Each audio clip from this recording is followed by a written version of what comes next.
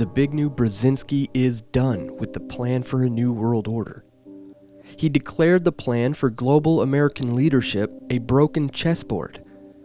In his article for the American Interest, Towards a Global Realignment, he calls for acceptance that America is no longer an imperial power, but remains a powerful entity while complex geopolitical shifts in regional balances take place.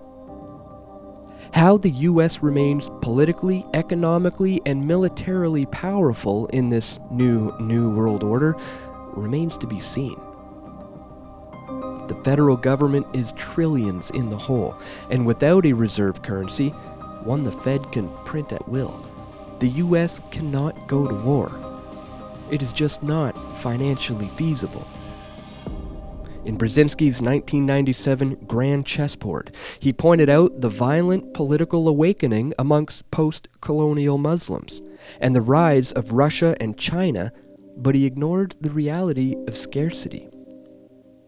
No state and no empire has ever survived on printing money alone. This is evident throughout history. It's the reason why in 1898 the United States won the Spanish War in Cuba. The war lasted from April to August of the same year. Spain was an empire on paper, but in the real world of scarce economic means, the United States proved superior. They were closer geographically, and the young country was awash with wealth. The federal government was the world's largest creditor. Generations of free markets and limited government had produced a wealthier and more just society. But since limited taxation meant more bang for the government buck, and human nature being the way that it is, justice came to mean just us. As banks struggled to gain control of the state apparatus, central banks came and went.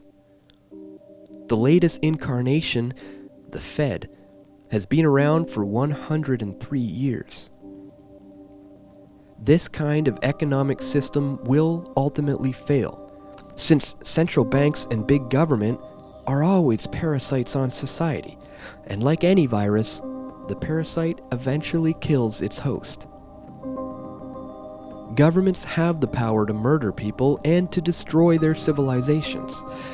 So then why is Brzezinski pushing for a global realignment? Why not a change and restoration of what made Western civilizations work? Free markets, limited government, and a plurality of legal systems under common law.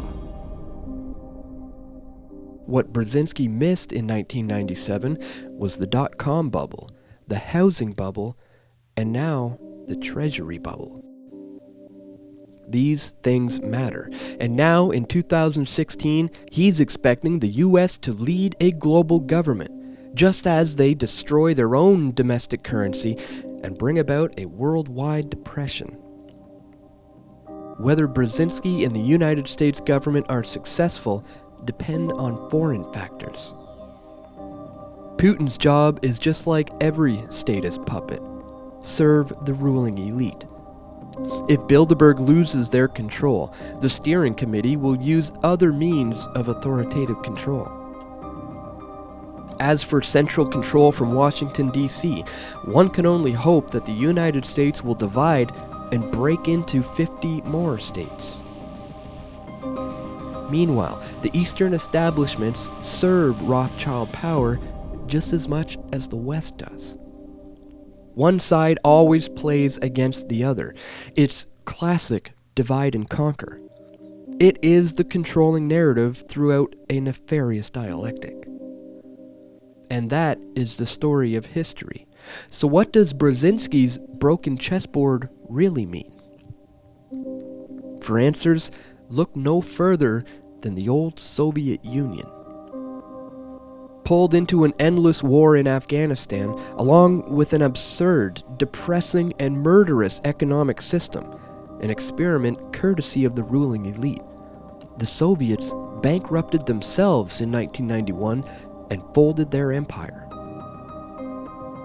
In modern times, the United States, while not entirely socialist, is well on its way to an all-around bureaucratic system.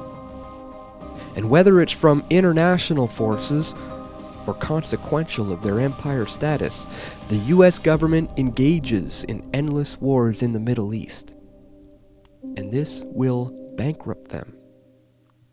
Meanwhile, civil discontent back home breeds new ideas, both violent and peaceful, playing into the global uncertainty. The jig is up, even if it happens slowly and gradually. The next phase of global supremacy must account for a weaker United States. Remember, order out of chaos is always the name of the game. But throughout it all, we will continue to shine a light on the deeds that are done in the dark, and will continue to expose this wickedness and corruption for what it is. You can join us as a member of Press for Truth or become a PFT patron. Just a few dollars a month goes a long way with helping me to expose the agendas for a new world order. Check the links in the description and stay tuned for more video reports coming soon. This is Dan Dix reporting for Press for Truth. One world government? Yeah.